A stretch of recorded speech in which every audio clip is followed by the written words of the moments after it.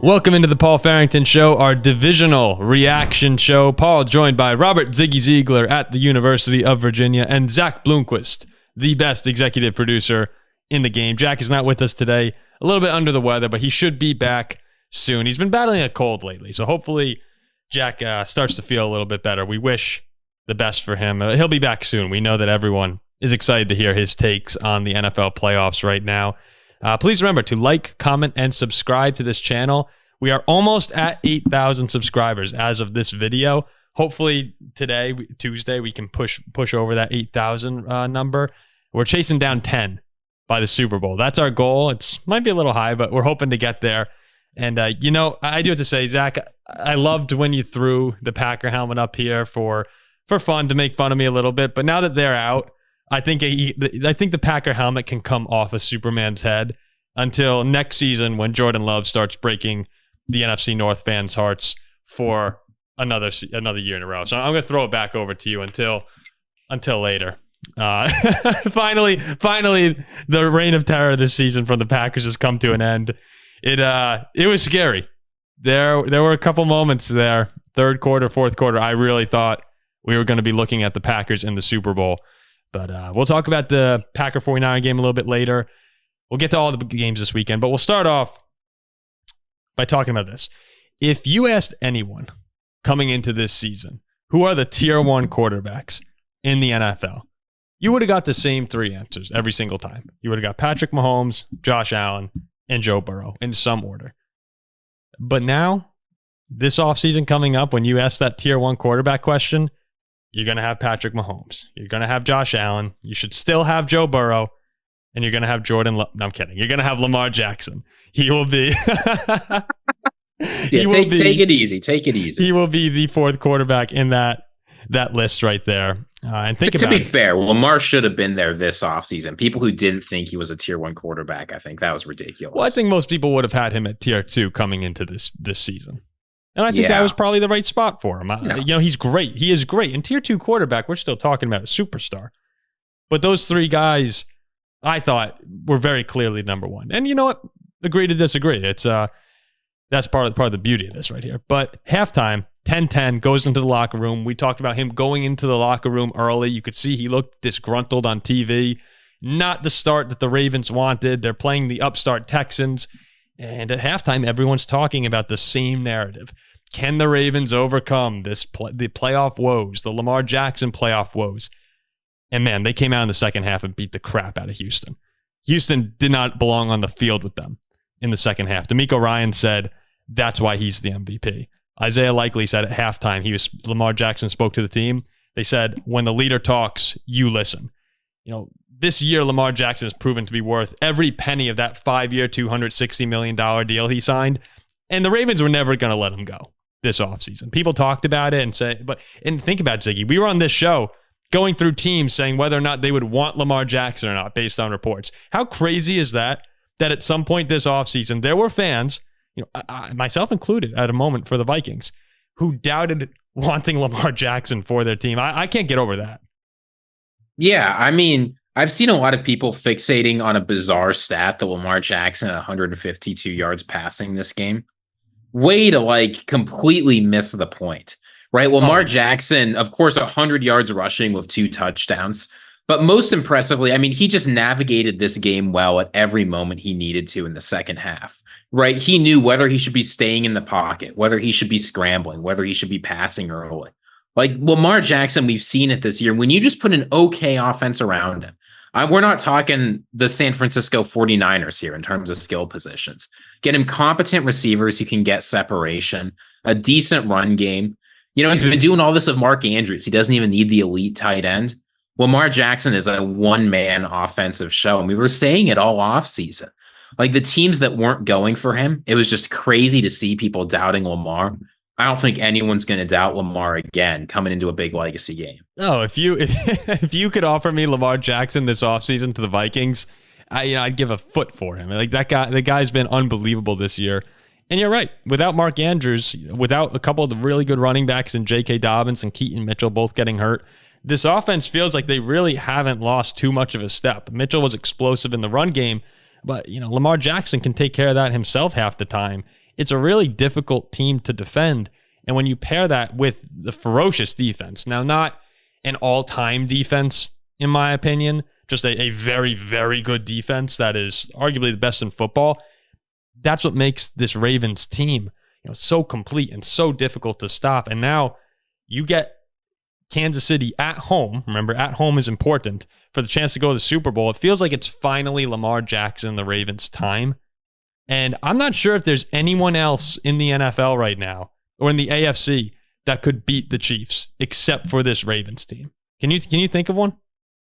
I mean, I know they just lost, but the Buffalo Bills played close to well enough to beat the Chiefs. They absolutely could have, right? When we're talking losing by 3 points, you were good enough to be competitive.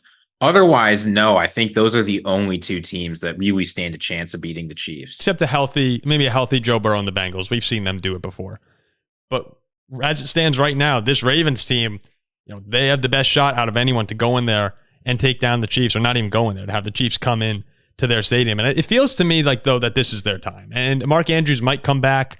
Marlon Humphrey, hopefully, is back this week. Harbaugh's expressed that. I'm looking at this Ravens team, and I know the fans of the Ravens who listen to this show consistently say, you guys hate us, you pick against us every week. We really don't. Like, there's been multiple weeks where we've said the Ravens are the best team in football, not just the best team in their conference, the best team in the NFL, including the 49ers. This team, when you watch them play, they are so physical and so dominant up front on both sides of the ball that for Kansas City, who was 28th in the NFL and EPA allowed per rush this season, that's a scary team to go up against. Yeah, this is the matchup I wanted to see all playoff long out of any two teams in any conference. This was it. Because you get to see sort of both of these teams. Now that the Chiefs offense has rounded into form, you're seeing both of these teams at their best. You're seeing a classic strong Ravens defense with Lamar Jackson playing in an offense that can finally unleash his talents versus a rising Chiefs offense and the best defense of the Patrick Mahomes era. We're watching two genuine juggernauts go at it. And this is a huge legacy moment for Lamar, right? I think he's going to rise to the occasion. But if Lamar Jackson wins MVP, wins this game, goes on to win the Super Bowl, people have doubted Lamar his whole career, right? You look like Mike Sando's quarterback tiers where he takes polls across the NFL, coaches, general managers, high-level executives. Lamar Jackson has never been higher than tier 2. Despite even coming off his MVP season, he was like in the middle of tier 2. This year, he was right between Jalen Hurts and Trevor Lawrence. That will not happen if Lamar can rise to the occasion this time. And to have this moment be against Mahomes means something too. Because to take down the king, to get to ultimately to the Super Bowl, potentially win it, like you said, you'd have all the accolades this season. 2 MVPs in 6 years for Lamar? I mean, that's insane when you really think about it. Who do you think in this game, if you had to pick, and I know that this is where we kind of just get into fun hypotheticals here, but if you had to pick a quarterback for your team in this game, you'd have to still say Mahomes, right? Probably. I'm sorry. Patrick Mahomes is the best player in football, and you've seen what he's been able to do on this offense. Lamar Jackson, I think, might be the 3rd best quarterback in the entire NFL, but you are comparing him to one of the greatest quarterbacks of all time. Yeah, it's crazy that is true at this point. But you need one to beat Mahomes. A lot of times, you need one of these great quarterbacks, a Burrow. This is the thing like Patrick Mahomes, I would take him all else being equal. But Lamar Jackson is one of the few players in the NFL that could conceivably outplay Patrick Mahomes in a game. Yeah. Maybe definitely. it only happens 30% of the time. Maybe it only happens 40% of the time. But there are very few quarterbacks that can look Patrick Mahomes in the eyes and say, I can play better than you. And Lamar Jackson is one of the quarterbacks who can do that. He's one of the only players in the NFL that has a talent Patrick Mahomes doesn't have. There are just not many guys like that. And if he wins this game and he goes on to win the Super Bowl too, now we're talking about I believe Mahomes has 2 MVPs, right? 2 MVPs, 2 Super Bowl MVPs. Lamar Jackson starts to get into conversation of one of the best quarterbacks probably ever if he gets a Super Bowl MVP and an MVP this season. But got to win this game. Probably not going to get a better chance, and that's something we've said all year than having Kansas City at home. Given how great the AFC is, all these tremendous young quarterbacks who are coming up, teams are getting better. Jim Harbaugh might go to the Chargers. We're talking about a bunch of teams that are going to be vying for that AFC crown next year. It's not going to get any better than hosting the AFC Championship this year for Baltimore against a weaker Kansas City offense, who, again, we said they're clicking right now, or it seems they're clicking, but this is your time. Go and take that moment. Yeah, absolutely. I mean, the AFC North was weaker this year than average. It's very hard to get the 1 seed coming out of that division. Burrow comes I don't back. mean to. Yeah. I don't want to make it sound like the Ravens got lucky. They earned their spot here. But the odds of you getting a bye into facing a rookie quarterback at home versus facing the weakest Chiefs team of the past 6 years, again, they earned it. And I fully hope they will take advantage of it. But you have to win in moments like this if you are the Ravens. Yeah, they earned it by beating up on the 49ers, the Lions, the Dolphins, beating the Rams, beating all the playoff teams. No one's got a better resume. Oh, yeah. No one. No, it's completely earned from Baltimore. And that's why it feels like this is the year. You've proven it in the regular season. You showed up in the first playoff game. You have it at home. Can't lose this game. But if anyone were to go in there and win, it would probably be Mahomes. So we'll talk about the Texans a little bit more later on in the offseason. But just for Houston, real quick, unbelievable turnaround, 3-13-1 to divisional round. You have the offensive rookie of the year. Just a great job by DeMeco Ryans. CJ Stroud exceeded all expectations. We're talking about one of the greatest rookie seasons in the history of the NFL at the end of the day. He came on and, in my opinion, is pushing top 5, if not the 5th best quarterback in football going into next year, which is just crazy to think about from where we were this last offseason, debating whether or not he would even be the second quarterback taken in the draft. So kudos to Houston. Yeah. You very rarely see teams make big turnarounds like this quickly. Everyone's talking about the Lions turnaround, and that was incredibly impressive. The Texans did almost the same thing in 1 year, right? The fact that you went from the second or third lowest win total in the entire NFL to winning a playoff game just over the course of a season, that your rookie quarterback played at an incredibly high level, and even when CJ Stroud was hurt and missed a couple games, the Texans were still able to play well. The defense completely turned around overnight.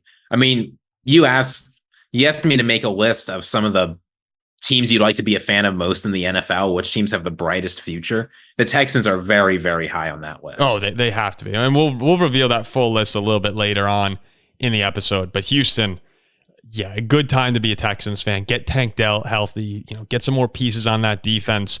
And we're talking about a team next year that's going to come in and probably be the favorite to win the AFC South. And then they should, because they are going to be a tough ask for anyone to go and beat. I know the Vikings have them on the schedule next season, so that'll be a chore that I'm not too excited to go and face. But the Texans, man, one of the teams you definitely want to be a fan of. We'll have a lot more on them later this offseason. And thank you to all the Texans fans who have been listening. We actually made a Texans shirt. I'm going to flash it up on the screen right now. Our t-shirt, what do we call them? Head of t-shirts, head of finance, creative design. Jacob Stellan created this Texans shirt that is now on the screen. So you could go over to paulfarringtonshow.com and check that out. What were you saying, Zach? He took over Rotundo's role. Yeah, he took our friend Michael's role. So, I actually think this shirt's really cool, just without even being a Texans one. If you're a fan of America, it looks like a good America shirt. Okay, let's move on to the Saturday night game. The Packers and the 49ers. With under 8 minutes to go, Green Bay held a 4-point lead in this one. First down from the San Francisco 24-yard line. And from there, it really all fell apart if you were a Packers fan in that moment. You go 3 and out from then on, miss the 41-yard field goal, and that's what everybody's talking about. Regardless of the many other mistakes that were made, the many other bounces that didn't go Green Bay's way, the thing that everyone's focusing on is the Anders Carlson 41-yard missed field goal. And look, the Vikings had Daniel Carlson, who is one of the better kickers in the league right now. Everyone remembers when he went into Lambeau, missed 3 kicks, cut immediately. I saw a great Vikings blog that said, you can never trust a Carlson, which, it's tough. I feel bad for Anders, but, proved to be a critical miss. And then it was sort of a death by 1,000 cuts drive by Brock Purdy in San Francisco, going 3 for 3 on third downs. Nearly every first down, they're picking up chunk yardage, so they have second and third and shorts. You're hoping you could get a stop if you're a Packer fan, but it sort of felt inevitable too with the playoff collapses they've had. Ultimately comes down to McCaffrey touchdown Jordan Love interception that looked a hell of a lot like Brett Favre's interception against the Saints. Rip, one of the worst moments in the history of my football life. And now you looked at your 5th straight loss against the San Francisco 49ers in the playoffs, allowing them to have their first win when trailing by 5 or more points going into the fourth quarter. 0-30 previously under Kyle That's Shanahan. a dumb stat. It is a dumb stat, but it's still, it's still an eye-popping stat. 0-30? You're 0-30 in anything. Yeah, that's silly. I'm sorry, that's a silly stat. So let's talk about this, Ziggy. If you were a Packer fan today, all right, there's 2 ways that you look at it. One of them, you have to have massive disappointment because you didn't expect to be in this game. A lot of Packers fans didn't. Some did. The ones who did were right. But to be that close, to have that many things go against you and still have a shot to win at the end, it's crushing because you never know when you're going to get back there. But on the other hand, the approach that most Packers fans are taking, and it's a good approach to take, is, holy crap, we made the divisional round in a rebuilding year with rookie and second-year wide receivers and a first-year starting quarterback who lit the world on fire for half the season. Which side, 24 hours, 48 hours out now, are you more on if you were a Packer fan? It's tough to know what it would be like if I were a Packer fan because that's just so inconceivable. It's difficult for me to put myself in the headspace, but there's plenty of time for the offseason. I think right now, I pulled up. I was curious what the Packers website had to say. They had 5 takeaways from the game against the 49ers. Bullet point number 1. This one hurts. It should. And, maybe, in March, we'll start doing draft coverage. That's when you can start looking forward to next year. But March, 24 hours or 48 hours after losing a game like this, there were so many opportunities, right? You had 3 drives into the red zone the first half, 6 points. Darnell Savage dropped a pick 6 that looked like it was going to be just like Dallas. Nixon also dropped a great looking interception. That one could have sealed it too. That one, yeah. There's still a lot of time left on the clock, but that was in 49 territory. Would have been great. There were just a couple critical missed tackles, right? Remember that missed tackle on the Kittle into the missed tackles on McCaffrey that let the 49ers just go straight down the field? 2 plays, yeah. Yeah, and then Anders Carlson, who LaFleur said before the game, he said, when Carlson's on the field, I just pray that he makes it. Never a sign that you want to have for your kicker. Yeah, however you feel about the power or efficacy of prayer, that is not an appropriate way to manage special teams on an NFL level. And it just didn't work. So with that many missed opportunities, I think you can't help but feel pain. You would have been going to Detroit for a rematch, a game the Packers know they can win. The Lions would have probably only been 3 or 4 point favorites. There's a lot to be excited about. But at this point, I think, how long did it take you to get over that Brett Favre interception? Ziggy, I'm not over it now. So it's like you can't just move on. Ziggy, I watched that game 2 months ago. I told this on the show before. I watched the game 2 months ago, and I turned it off mid-overtime, said, F this shit, and walked in my room and shut the door. I was by myself. No one was home. I just sat in my room by myself. I'm still not over that game. That is... So, expecting a Packers fan to be over it. I get that they've had a lot more success than us. They can't be over it in 24, 48 hours. But as you say, right, there's a lot to look forward to. All those missed opportunities means that next year they can be even better. Jordan Love will be better. The offense will probably be better. The defense will probably be better. There's no reason not to expect improvement in every aspect of their game. The upside's there. You just got to wait a little bit of time to see it. I want to talk a little bit about this Jordan Love season that, looking back on it right now, is if you had to have one word to summarize Jordan Love's first year in Green Bay as a starting quarterback, what would it be? There are a whole lot of words that you could pick. If I had to pick just one word, I think the word has to be improvement. Now, obviously, that's a lame word. Look here, but here's the thing, right? What is the story of this season? The story of this season is that Jordan Love's fans will light us up in the comments every time I say this, but it is just true. Jordan Love had accuracy problems at the start of the season. Some of it was on the receivers, some of it was on LaFleur, whatever. But Jordan Love had problems, and over the course of the season, seemingly basically overnight, he fixed those issues. He grew as a leader. He grew as a player on the field. He grew as a decision maker. Like absolutely everything you want your quarterback to do, Jordan Love got better at. So like, I get that that's not an exciting word, but the fact is he's still got some learning to do. If the number one word for the Packers and Jordan Love next season is improving, you've got an MVP on your hands. Yeah, that is scary. You know what my word is? And I hate that this is the word. Devastating. Yes. Devastating. My word is Jordan Love was devastating this year, his progression. I remember sitting in the car with my dad while the Vikings are whooping the crap out of the Packers in Lambeau Field. You know, Green Bay's about to go to 2-5. Vikings are finally looking hot. The turnaround is on. We just beat San Francisco. I fist bumped him. And I said, we might go to the Super Bowl and the Packers suck. And right after that, Kirk tears his Achilles. And 2 weeks later, Jordan Love flips the switch to MVP level play. It is, I told you, just 3 weeks ago for the first time, I realized in the back of my mind, we could be seeing a new star. I'm not going to say Hall of Famer or anything yet, but we could be seeing an NFL star on our hands in the making. And the jury is still out. I'm not ready to say that Jordan Love is a star going into next season. He's going to need to prove it over the first few weeks because at the end of the day, people do get hot. Now, this was a long stretch of being hot. 9-10 games, 21 touchdowns, 1 interception leading into the NFC Championship game. He might just be that good. Like I think it's probably my Vikings bias and hope. Maybe I'm in the bargaining stage of denial still here. I'm like, let's see him do it next year.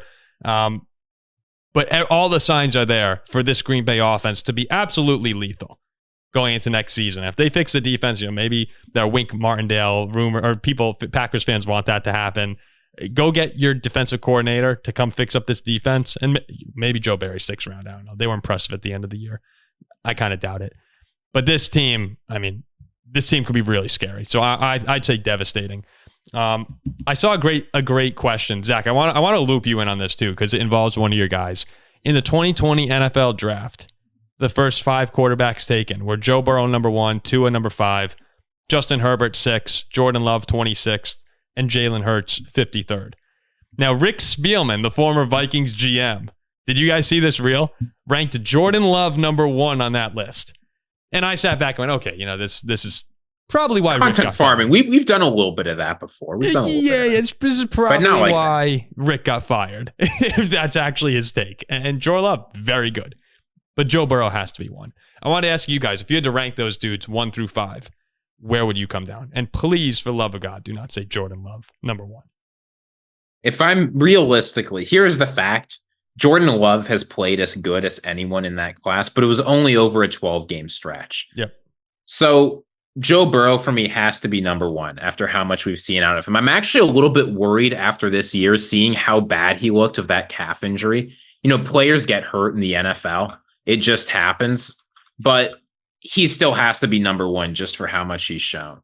And then number 2 for me is still Justin Herbert. I feel like people are forgetting how good a rookie season Justin Herbert had, right? 4,400 yards, 31 touchdowns, 10 interceptions, followed right back up with 5K yards, 38 touchdowns, 15 interceptions. Herbert played just as well as Jordan Love his rookie season, and then did it again, and then did it again. Yeah. Now this year was amazing. Yeah, this year admittedly wasn't his best year as a pro, but Herbert just has a bigger body of work. And at a certain point, the body of work matters if you play just as well, but for more time. I'm with you on those first 2. Now, this is where I want to see where you go. Easy Jordan Love 3. Easy. Jordan Love has looked better than Tua at his best. He's looked better than Hurts at his best. See, Hurts is the one that I would, unfortunately, Zach, I would also have Tua 5th on this list. The Hurts Love, I think, is close. Jalen Hurts is a really good quarterback. Right now, I think you have to put Love 3, Hurts 4. But the problem I have with Hurts feels wrong. The problem I have with Hurts is if you look at how the Eagles offense operated this season, Steichen's gone, and it's their job to come up with an offense that Jalen Hurts can run, and they just weren't able to. Now, some of that obviously is offensive coordinating, right? Brian Johnson didn't do a good job, but I'm also feeling a little bit of echo of Carson Wentz here, where when the offense was good and they were running a pretty straightforward offense, things went well. But they just don't trust Jalen Hurts to be able to do all the things you want a quarterback to do. Jordan Love, it's the opposite. The more he plays, the more LaFleur asks from him, and the better the results get. But again, it's close. Either of them could have the better season in 2024. I'd just be shocked if it were Hurts. I'm probably expecting Love to have a better year in 2024 than Jalen Hurts, which is, sad to even think about. I still think, though, gun to my head right now, I would take Jalen Hurts, but that might flip very quickly early next season. Zach, do you agree with that?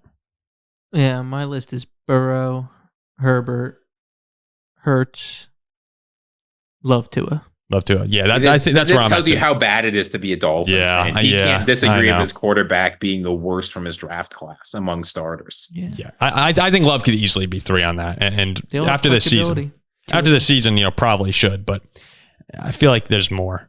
Joel Embiid had 70 points tonight. Yeah, he had 34 in the first half. Oh my God. Everybody was making fun of him because he How many free throws? Not many. 10. Karl Anthony Towns is 44 at halftime right now in his game. By the time you're hearing this, we'll see if Cat goes for 72. But yeah, there's a funny video. I don't know if you saw the Embiid video, but he walks by Wembanyama and he looks at how tall he is and has this weird smirk on his face and then prays to God and just drops 34 in the first half. And unbelievable. 70. I mean, he talking about MVPs. Geez, he's been insane this year. If we were a basketball podcast, we'd go into maybe 5-10 minutes on that, but we'll go back to the NFL. About Joel Embiid. So. Last thing here on the, this is sort of not even on the Packer topic anymore, but ranking the top 5 franchises with the brightest future, Ziggy. You hinted at that during the Texans segment. Who are your 5 franchises with the brightest future? So when we're taking brightest future here, I think you have to consider lots of things, right? I take it to be over the next, say, 5 to 10 years. All things considered, how do we think the franchise is going to do? It's not who's the most improved. It's not who's ascending. It's who do you think is the brightest? Yeah, future. Let's say the next 5 years. Who do you want to be a fan of? I think 1-2 is easy. Number 1, Kansas City Chiefs. Number 2, San Francisco 49ers. Right? I know we like to sort of count up on our lists, but those 2 are just indisputable. They're the best teams in their conferences. They've got young, exciting quarterbacks. They've got great players at lots of positions for the 49ers, and they've got one of the best players to ever play the game in terms of the Chiefs. I think that's indisputable. Now is where it starts to get interesting. Number 3, I have the Green Bay Packers. Now, it's not surprising to see a blue sky franchise this high on the list, a franchise where it seems like ever since they traded for Brett Favre, absolutely everything goes right. But you've got Jordan Love. You've got a great offense with lots of exciting young weapons. You've got a lot of great defensive players who I think with a better coordinator, you're going to unlock some more of that talent. The team in an alleged rebuilding year really just had a rebuilding month, made the divisional round, took a team with the second highest Super Bowl odds to the wire. You have to be excited if you're a fan of the Green Bay Packers. Number 4, also perhaps not a surprise, Houston Texans. Okay. I like that. There are a lot of teams that this is where it starts to get really tough for me. But the thing about the Texans is they've got CJ Stroud on a rookie deal, right? In his first year, he already looked like a star. The defense is much improved. And the kinds of players who are ascending, guys like Derek Stingley, Will Anderson, are players you're going to get a lot of production from in the future. The coaching is really great. I worry a little bit if Slowick leaves this offseason that you might see a bit of a hangover for the first half of next season, but they'll figure all that out and be good. So Texans are at number 4. Now, number 5 is the absolute hardest for me. I really didn't. There's so many teams that you could put here. There are a lot of teams that can make this top 5. I'm afraid to say the team I really think, Paul. Say the team. I want to hear who you really think. Everybody, there are a lot of teams people are going to want me to say here, and I'm going to get lit up by fans of a certain team in Baltimore in the comments. Oh, wow. Number 5 is the Indianapolis Colts. Wow. This is all projection, right? I admit this is all projection. And you can, look, you're entitled to light me up here. The Ravens have Lamar Jackson, MVP of the league. They're playing in the conference championship. They got a great coach. They got a great defense. I think this is the year for the Ravens. But starting next year, the AFC North is always tough. Burrow's going to be back. Bengals fans are going to be mad at me too. I've been saying there's a lot of fan bases that should be mad at you right now. I believe in Anthony Richardson. We've learned that Shane Steichen was the offensive engine of the Eagles, and we saw what he was able to do with Gardner Minshew on the Colts. They're going to figure out the defense. They've got $1 million in cap space. I keep saying $1 million because it's a big number. They got $1 billion in cap space. I don't know how much they have. It's too much. And Anthony Richardson, we saw little flashes. When he comes back, he is going to be next year's success story. I really believe it. Okay. Is this take reasonable? I'm just going to say no. It is not reasonable. No, it's not. But I honestly believe it. And that's got to count for something. yeah, that's to count for something. I think the Bills are in that lower end of the top 10 just because they have Josh Allen, but they're older. Cap space is not good. So I don't think I'd have them top 5. Bengals could probably be right there with Joe Burrow. You didn't mention the Chargers. I know you don't like them, but I think the Chargers, they're going to get Jim Harbaugh. And once they bring in Jim Harbaugh with Justin Herbert, I think that is a very bright future with Justin Herbert. Paul, picking the Chargers a lot like picking the Vikings to have a bright future. The Chargers are the paradigmatic black cloud franchise in the NFL. The roster is an absolute mess. It's going to take at least a year to fix it.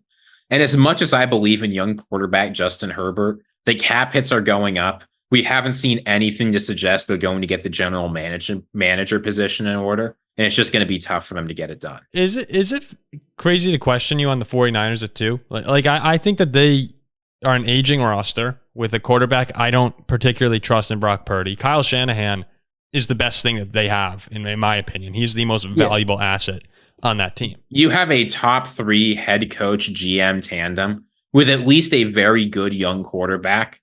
They have shown that they can run a functional offense over and over again. I mean, look at what they did with Jimmy Garoppolo. The second he leaves the 49ers, he looks terrible. I am extremely confident that Lynch and Shanahan can continue to put together excellent rosters of excellent offenses and good defenses. You just can't argue with the track record of success they've had. No, you can't. You can't. Because I actually think I'd have the Ravens at 2 with Lamar Jackson and that, they have some older guys on defense, but there are some great foundational pieces along the way. John Harbaugh is one of the top 5, top 10 coaches in the NFL. Look, the 49ers have made the NFC Conference Championship game or better 4 years in a row. Oh, no, they are fantastic. Not 4 years in a row, for the last 5 years, excuse me. 2020 they have been fantastic. Year. I might go Chiefs, Ravens. Oh, I'm going to put the Packers or 49ers next. You have to go 49ers. They've just had too much. Then probably the Packers. And then I'm sitting there with the Texans at 5, probably.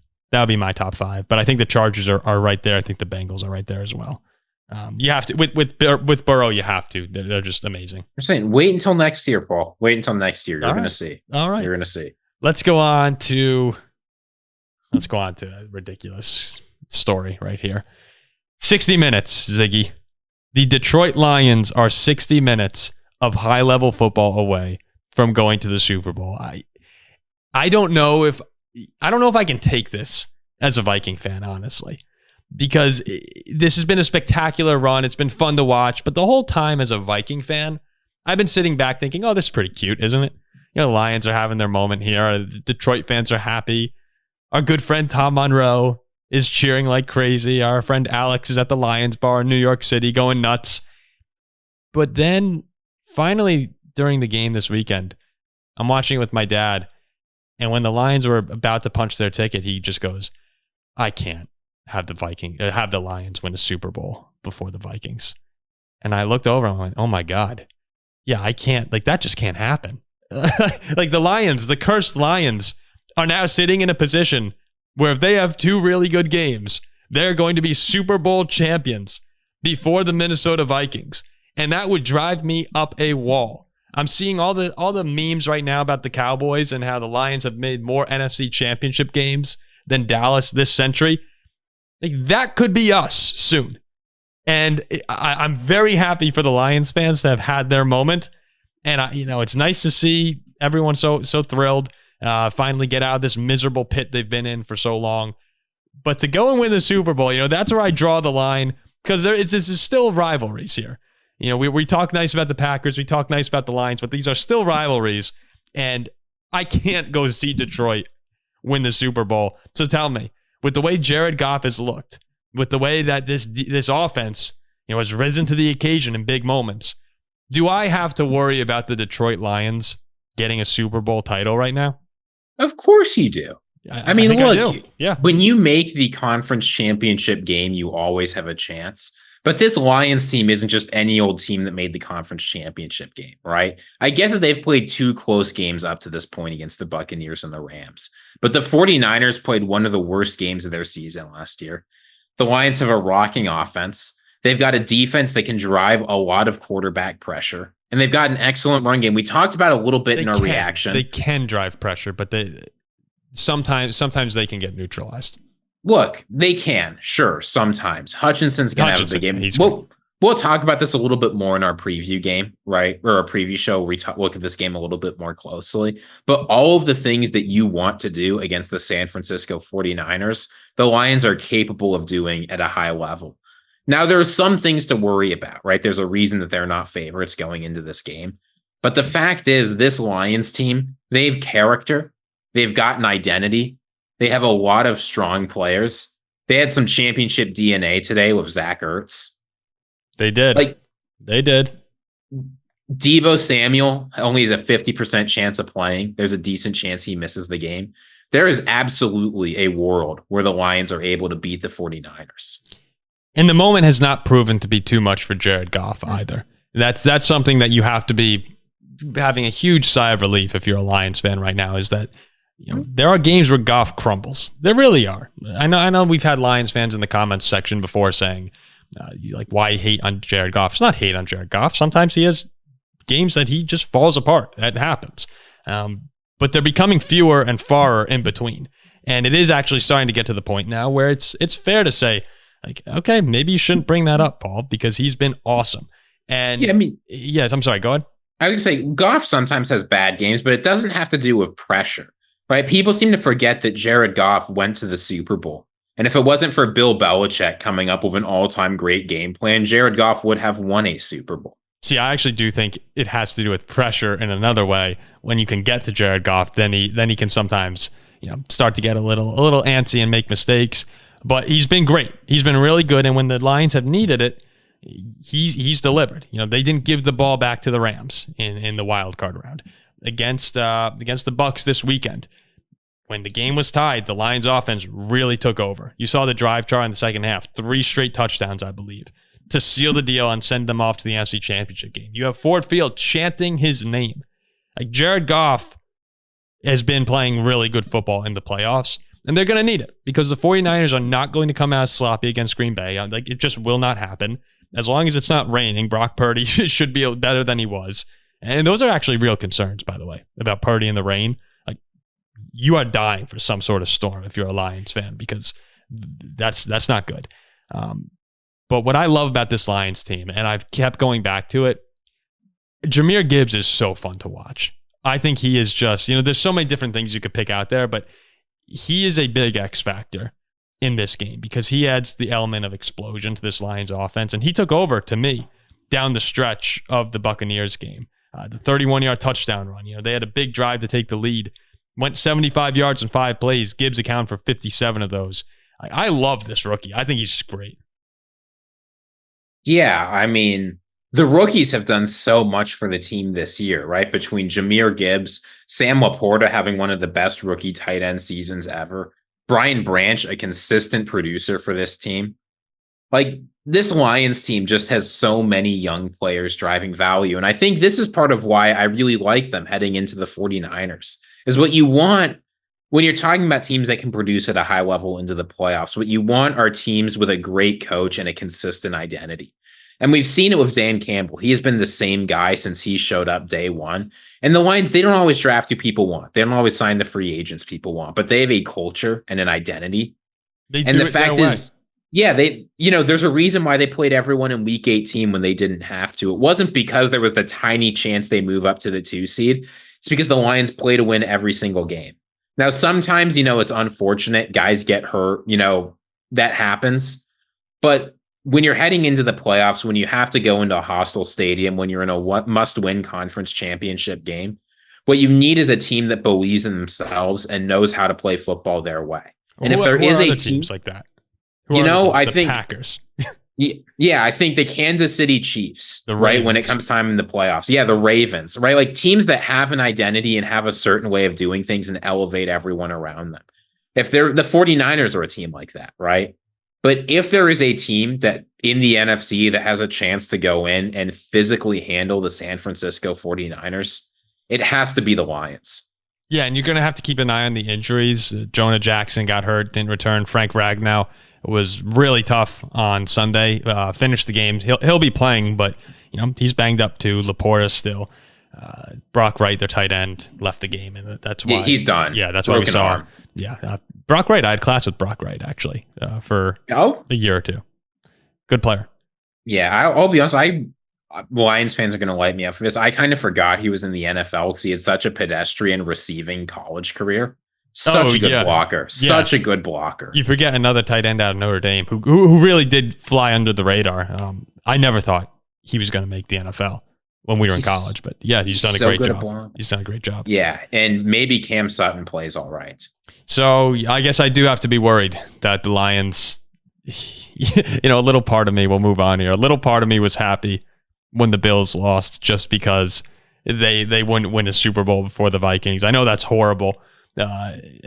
Jaded, spiteful Vikings fan here, but when you look at the Bills Chiefs game, I mean, it's just devastation for Buffalo again. It's complete heartbreak. 5 straight years in the playoffs, 3 straight losses in the divisional round. The teams to knock them out have gone Texans, Chiefs, Bengals, Chiefs. There's a big problem when it comes to the Kansas City Chiefs in the AFC for the Buffalo Bills. They just can't get over that hump. In the regular season they can, but in the playoffs, something happens and it just doesn't go their way. I mean, these are great games. These are all-time games, but they can't get it done. And Josh Allen was asked if he felt the Bills' title window is closed. Now, if we were a higher budget show right now, we would have a clip of Josh Allen saying this quote right here, but I'll read it instead. No, not at all. I believe in what we've got here and the people that are in charge. I believe in myself, and that will never change. Now, this season, when you look back on for Buffalo, they made the flip from Ken Dorsey to Joe Brady in the middle of the season. And then they wound up winning 5 straight games to go to the playoffs, won a playoff game. So it was a great turnaround for Buffalo. But when you look at this window, and we always talk about the championship window, is it closing now? Or as long as Josh Allen's there, is it open? I think here's how I would put it. A championship window for the Bills is close to closing. I mean, here's just how things are going to go with this team. They went all in on this year. They're projected $44 million over the cap next year. They're going to have to restructure a lot of older guys. Like next year will sort of be the last year, I think. Stephon Diggs will probably want out at the end of next year. Von Miller had a really rough season. They're going to have to move off his contract soon. Like the early career Josh Windows Super Bowl window, I think is just about closed, and it might close next year. Okay. But as long as you have a top 3 quarterback in the NFL, which the Bills do, you can always compete. They're going to be a competitive team throughout this. They just need a few draft picks to go their way. We've seen teams be over leveraged before. Teams, I think like the 2017 Saints, this year's Rams. If you can get a few hits later in the draft of quality producers, you can get out of those holes very, very quickly and suddenly have a competitive team. And if the Rams can do it with Matthew Stafford, the Bills can do it even better with Josh Allen. Yeah. So I'm not worried long term about I'm not worried long term about their ability to compete. They're a very good team. People are saying like Josh Allen's never going to win a Super Bowl. It's super weird. You can't say that right now. What is he? He's 20. He's 27 right now. Yeah, no, he's 27. They've got him locked down for a long time, but I'm not expecting next year is going to be a tricky year to navigate. And I wouldn't be surprised to see Josh Allen win a Super Bowl of the Bills. I'd be surprised to see Von Miller win a Super Bowl of the Bills. Yeah, I think you said it nicely in that you might start to see the changing of the Buffalo Bills Super Bowl chances where, I always kind of viewed it when in college, you're a freshman, a sophomore. Those are two years of college that are very different from when you're a junior and a senior. Different people. You have a different social life. Everything's different about the first 2 years and the second 2 years. It's like two different experiences. So we're probably in that process now. Not yet, but starting to switch into the second phase of Josh Allen's Super Bowl window, which will, like you said, will always be open as long as he is a top 3 elite quarterback. It's just maybe this year we saw the largest the window has ever been open. And now it's started like that first window, and it's starting to shut a little bit here. And you're right. You mentioned the age. The ages are Von Miller's 34, Diggs is 30, Micah Hyde 33, Jordan Poyer 32, Tre'Davious White 29, coming off 2 out of 3 years with season-ending injuries. Gabe Davis probably gone. Salary cap $44 million over. The great AFC teams and the great quarterbacks. There is a lot standing in the way of a Buffalo Bills Super Bowl run, but in the playoffs, when it comes down to it, you're going to take Josh Allen over 30, maybe 31 other quarterbacks. So the window has to be open. I'm with you there. I mean, you know what I think this reminds me a lot of is John Elway with the Broncos. There were so many good years when Elway was of the Broncos, but it took him 15 years to win a Super Bowl. Yeah, I mean, Josh Allen's still 27. We're not talking about a 33-year-old Josh Allen. Like for all we know, Josh Allen in 10 years might still be a very good, a Super Bowl quality quarterback. Look, for all we know, next year these guys come back and have one more magical run. I wouldn't put it past the Bills to win the Super Bowl even next season. It's just, this was a chance to host the Chiefs, and then you get the Ravens. Some people might say the 13 second year was their best chance with the way they were playing had they beaten Kansas City. Yeah. And I mean, here's the thing is people keep saying like this shows the Bills are cursed. Josh Allen is choking. He can't win the playoffs, whatever. The Bills have just had the unfortunate luck of whenever they've been really good, they've had to run into Patrick Mahomes playing his best football. And I know people say like Joe Burrow has been able to beat the Chiefs. He's been able to get it done. Patrick Mahomes did not play nearly as well in those games as Patrick Mahomes has played against Josh Allen, the Bills. And part of that is the defense. Obviously, the Chiefs defense, the Bengals defense was able to generate some big plays. The Bills defense wasn't. But some of that's just luck. The Bills have had awful luck the way they've had to go against the Chiefs at every moment. And eventually, I really believe that's going to give. They need a reload. That's what Buffalo needs. They need to reload, get some younger, aggressive pass rushers, get some more receivers to come in. And now we're talking about a Bills team that is, I'll just say this conversation. I think the Bills are going to imitate what the Chiefs have done. The Chiefs, when they were up against the cap bowl, when it looked like things were tough, they traded some expensive players. They tried to get under the cap and invested tons of draft capital on the defense to get an elite, young, cheap defense. That's what the Bills will have to do, and I think that's what they're going to start doing this offseason. Yeah, I feel so bad for her. At the same time, while I am not laughing, but there's always a little chuckle when, or at least a little smile when a team that's never won a Super Bowl is finally knocked out. I feel pretty bad for my friends who are Bills fans because I know that pain, and it absolutely sucks. It's you start to wonder, are we ever going to do this? So we'll talk a lot more about the Chiefs late in the second show coming out this week. I figured this would be a good time, to wrap up the pages on the Packers, on the Bills, before we look ahead to the rest of the conference championship games. There's a special feeling around the conference championship games to me that it's different from wild card divisional round. You're still kind of just getting into it. This is when it gets serious, and then you start thinking, okay, the lights are a little bit brighter, games feel a whole lot bigger. And then, you have a shot to go to the Super Bowl here, which is a whole nother animal within itself. But as we look forward to that, we'll be back. We'll have a lot more content coming out. Ziggy and I will have probably a few videos, even on just random topics this week. Russell Wilson. If you got any random topics. Yeah. If you have random topics you want to see us talk about, please leave it in the comment section. I keep seeing Russell Wilson to the Vikings rumors, so we might. We're going to talk about that. We'll have a conversation. Yeah, I have some strong opinions on that. Very strong opinions. So we'll get a lot more content out, and hopefully Jack will be back with us later this week. For Paul, for Robert, Ziggy, Ziegler, and producer Zach, we will see you soon.